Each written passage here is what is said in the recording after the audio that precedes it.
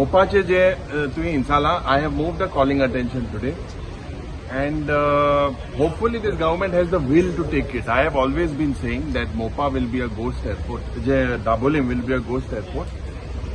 मोपाचे जे सरकाराचो जे हेल्प तांकां फावो जाता. If you look the way funds have been they have given a tax revenue, the way the people of South Goa, or म्हाका दिसता, this is an insult, and also they are taking revenge of the Lok Sabha loss. This is what this BJP government is gifting the people of South Goa. So we will take it up today. If it comes, I have already moved the calling attention. It is a very, very serious issue.